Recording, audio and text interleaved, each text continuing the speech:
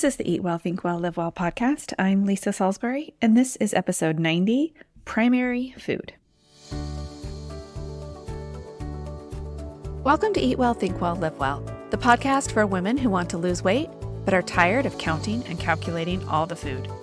I'm your host, Lisa Salisbury. I'm a certified health and weight loss coach and life coach, and most importantly, a recovered chronic dieter. I'll teach you to figure out why you are eating when you aren't hungry instead of worrying so much about what you are eating.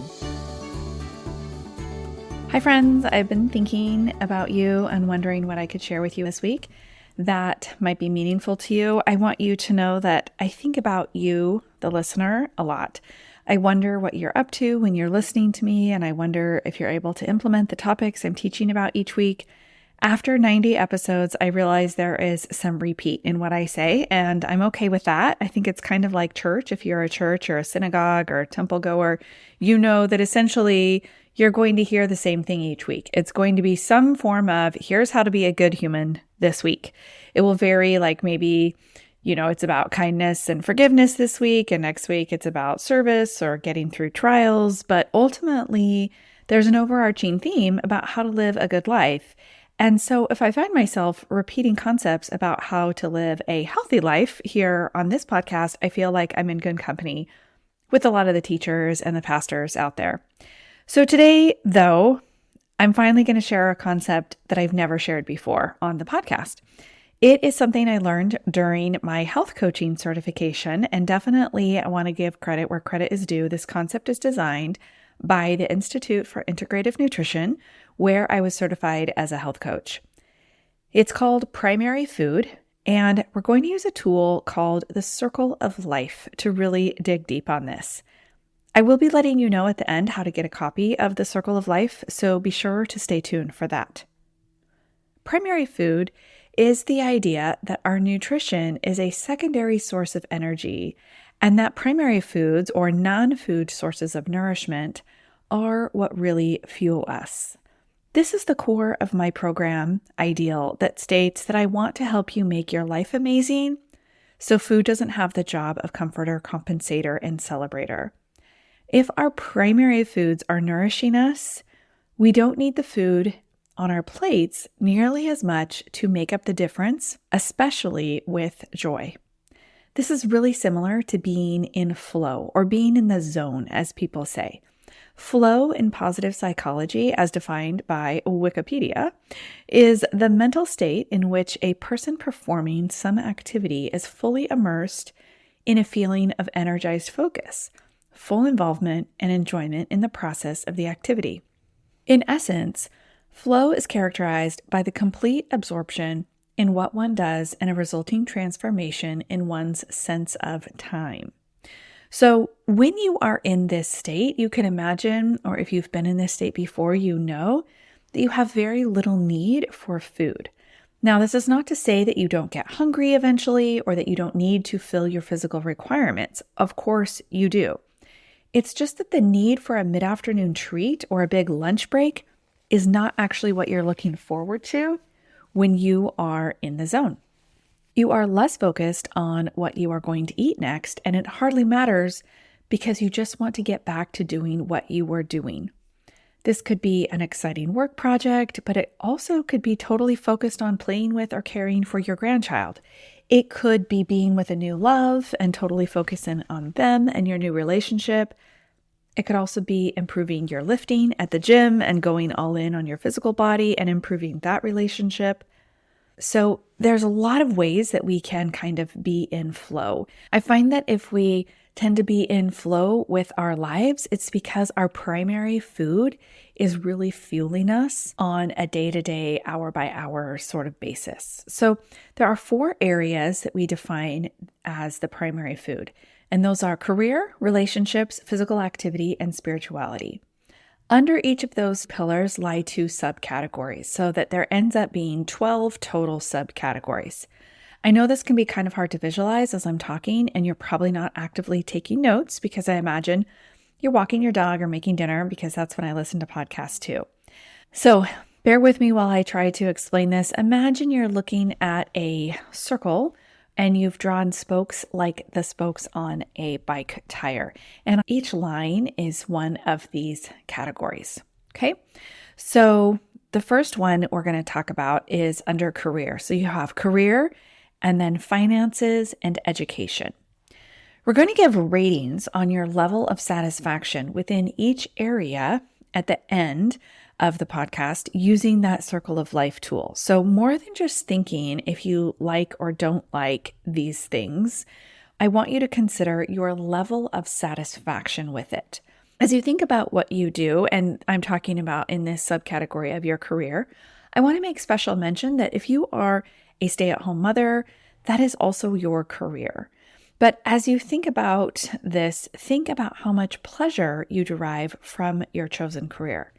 And then these subcategories, how satisfied are you with your education, whether that is formal or ongoing or your own education on even YouTube. I'm not joking. You can seriously learn almost anything now on YouTube, and it can be completely legitimate as long as you are confident in the source and you're not just scrolling, but you're going there intentionally to learn something. This can also be nonfiction books that you read or listen to or study. And just think about, what do you want to learn about or even learn to do? So there's lots of ways that we can be satisfied with our education, whether that is something that we did formally long ago, something that we're currently doing, or your ongoing education. Lastly, in this section is your finances. How satisfied are you there? This doesn't mean how much money do you have, but how satisfied with how you are managing or handling the money you do have. Some of the most miserable people in the world you might consider rich. By the way, I almost said lottery winners here, but I did look that up, and apparently it's a myth that lottery winners always blow their money and end up miserable, so I don't want to perpetuate that. But I think you do know people that never seem quite happy with the money that they have. There's also the issue of being okay with having money, no matter how much it is. A lot of times when people get money, it, burns a hole in their pocket, so to speak, and they just want to spend it. Some of your satisfaction can come from your ability to just have money and not feel the need to go out and buy a bunch of things, but also not on the other end of the spectrum where you feel like you have to save every dime that comes in. So finances, the satisfaction there is just confidence in your ability to get money, as well as your ability to have and save money and spend in smart ways that line up with your values. Okay, the next section of our wheel is relationships. This is clearly a big one and can encompass everything from romantic relationships to our parent-child and child-parent relationships, meaning you as the parent and you as the child. And if you are caring for an aging parent, you know that the relationship can look pretty different than it did when the parent was younger. The two other categories here are social life and home environment. How satisfied are you with your social life? Do you leave the house on the right frequency for you? Do you see friends as often as you like to? Your social life is way more than just how many times a week do you go out for dinner, but also do you engage with people in your everyday activities, such as your gym classes or at school pickup? How often do you meet friends for outings, and is it the right frequency for you? This isn't a contest for who goes out the most, but a gauge of your satisfaction on the frequency. You might be going out too often for your comfort level on your social life. You might think you want to scale it back. Some people are going to think I could scale it up. Your preferred frequency may be once a week and someone else might be once a quarter. Give some thought here to your relationships in general. Are there any that bring greater satisfaction? And is there a general sense of your level of happiness with all your relationships? Do you see any common threads running through with relationships where you might be noticing there's a general dissatisfaction or the opposite? Okay, then with your home environment, again, this does not mean we have to live in the most Instagram-worthy homes in order to be satisfied. Are you satisfied with the way that you care for your home? And this, I think, is why the home environment is under relationships, because we have relationships with all kinds of seemingly inanimate objects, but our homes, I think, are a big one. If we don't like the clutter or the dog hair on the floor, we tend to say things like, oh, I just hate my house. But really, the dissatisfaction is coming from the way we are taking care of the home. Be it an apartment, a house, or a tiny house, we can care for it in the way that feels best to us. So try when you're thinking about your satisfaction with the home, not to see its flaws and to think it could be bigger, it could be better, it could be more like so-and-so's. But how does this home work for you? I don't want to live in a bigger home than what I already live in. It's plenty to take care of. So that would not be something that would satisfy me more to have more space. The next quadrant on our wheel is physical activity.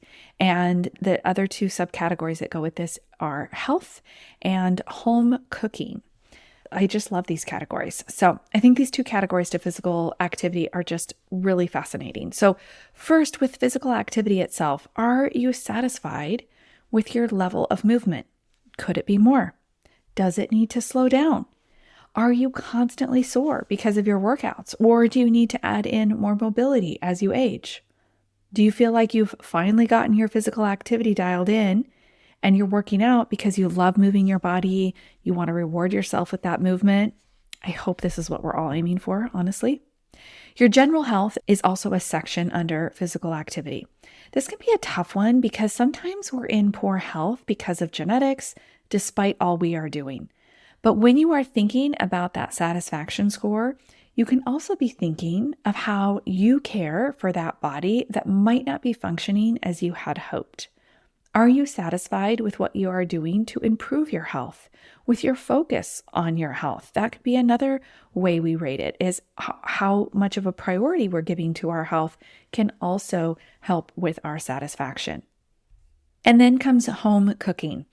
According to Harvard Medical School, the more people cook at home, the healthier their diet, the fewer calories they consume, and the less likely they are to be obese or develop type 2 diabetes. A growing body of scientific evidence supports teaching patients how to cook meals at home as an effective medical intervention for improving diet quality, weight loss, and diabetes prevention. I think that's fascinating that we can consider home cooking a medical intervention. I did dedicate an entire podcast to this topic of home cooking last year because it is such an effective tool in improving your physical health. So your health, your home cooking, and your physical activity are all intricately related here in this quadrant. And the last quadrant is spirituality with the subcategories of creativity and joy. I so love this category. Your dedication to your spirit greatly impacts your health. According to the University of Minnesota, prayer has a couple of significant health benefits. So they say, first, prayer elicits the relaxation response, which lowers blood pressure and other factors heightened by stress. Second, prayer releases control to something greater than oneself, which can reduce the stress of needing to be in charge. Whether you believe in a traditional Judeo-Christian God or the universe or just a higher presence in your life, something higher than yourself, having a spiritual practice is actually a health behavior. This, again, I find fascinating. What is your level of satisfaction with your spiritual practice? This can be a weekly church attendance, a daily scripture study, or a meditation, a yoga practice. I don't have a lot of education in world religions, so there has to be 1,000 ways to really emphasize a spiritual practice in your life, and there's no qualification on that study about prayer. It's going to benefit you, even if you just acknowledge that we are not alone in the universe and that there is something higher and more powerful than human beings. Underlying this is creativity. I'm actually looking for ways to be more creative in my life and consume less all the time. The opposite of creativity is not dullness or being boring. I believe the opposite of creativity is actually consumption. Think about Pinterest. Especially when Pinterest first came out, it was a big, giant way to source all the creative people in the world. All the crafts and the recipes and the sewing projects and home decor were all finally together, and you could save all the ideas you wanted to do and copy, and we all felt so creative after perusing Pinterest for an hour. But all you did was consume other people's work. You didn't actually create anything. How different do you feel when you actually create something? Be that sewing a skirt, putting together a puzzle, fixing a meal that nourishes your family. All of that is creation, and it feels much different than consuming social media or Pinterest for that same amount of time. It's not to say that we can't ever consume. Sometimes that's what my brain needs at the end of the day, is to not continually output, but to just sit and, sometimes I say sit and veg, sometimes that's TV, sometimes that's reading. So it's not that we have to be creative all the time, but how satisfied are you with your level of creativity? And I think a really good measure of that is to just contrast that with how much you are consuming. Are you creating more than you consume? That can be a really good gauge on your satisfaction here. And lastly, we have joy. And I think this one can be sort of a culmination of many of the other areas on the circle, but it can also be independent when we think about how much joy we create or notice for the small things. Are you intentionally joyful on your morning walk or when you're talking with a friend? Do we purposely notice the feeling of joy and then think on how that feeling was created, meaning what were we thinking about to create that joy? This is how we recreate it and increase it. Before this exercise, we are just rating our satisfaction on maybe how often we feel joy or if we have the quote unquote right amount of joy in our lives. Feels like we can't ever have enough, right? I think a lot of times we pressure ourselves to be happier than we maybe are by saying, oh, look, I'm so blessed and it could be worse. So be sure when you're thinking on this one to really tap into that true joy feeling and notice if you are feeling joy on a somewhat regular basis. Okay, so again, I want you to imagine that each of these categories are all those spokes on a wheel. And another way you can think of this is attached to numbers on a clock because there are 12 categories total. But if you think about the spokes coming out from the center for each category, you're going to put a dot on the line rating your satisfaction in this area of your life. So the closer to the center of the circle you are, the less satisfied you are, and the farther to the edge, the more satisfied you are. So, for example, on the home cooking one, I would put my level of satisfaction on home cooking really out close to the edge because I cook the amount I want to cook, but we still go out enough that I get a break. And so that feels like the right amount of home cooking to me. I'm fairly good at it. It comes naturally and fairly easily to me. I make a lot of recipes without a recipe, a lot of meals without a recipe. So all of those things go into having a high satisfaction score. So that dot would go far out on the line near the edge. And then something that maybe would go closer to the center for me would be social life. Sometimes I think I could do a better job with how often I reach out to friends or the plans that I make that maybe I could leave the house a little more often. I think I've let my social life go a little bit with working from home. So that dot then would go more towards the center, somewhere in the middle between the center point where they all converge and the exterior edge. Okay, so then you're going to get all of these dots. If we got dots all around the circle, one on each line, and now you're going to connect all the dots around in the circle and see what that new circle, that line, looks like. The goal is to have a fairly regular looking circle, but no one does, obviously. Everyone is going to have circles that are irregular and dip in and out. What you want to do is identify where the imbalances are. If you notice that one side or section of the circle tends to be way out to the edge and then another one is dipped in way into the middle, you can see very clearly, very visually, where you might want to focus your efforts or your goals for the next quarter or the next year. You can redo this rating once or twice a year and check in to see how you are doing.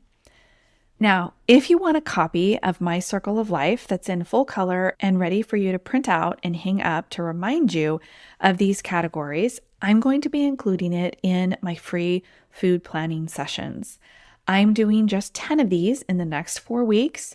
I extended it a little since I realized I'm going out of town for almost a week. So last week I said I was opening up my calendar for the next 4 weeks. But then when I was opening up lots more times, I realized I'm going to be at my son's graduation for college. So anyway, I'm just doing 10 appointments.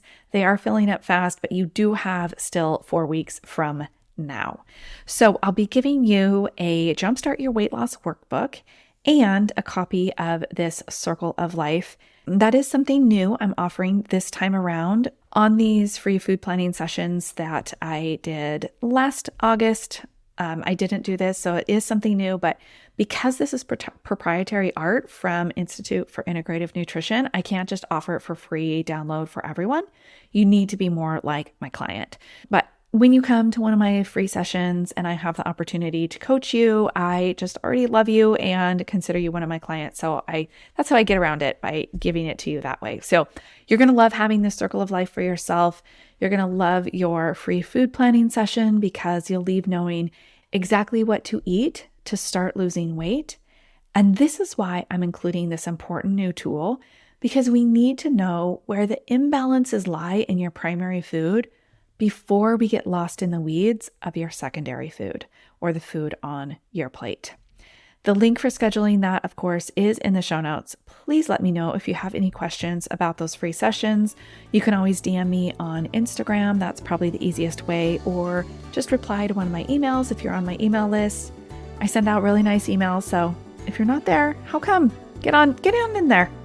Okay, that's it for today. Thanks as always for listening and sharing the Eat Well, Think Well, Live Well podcast.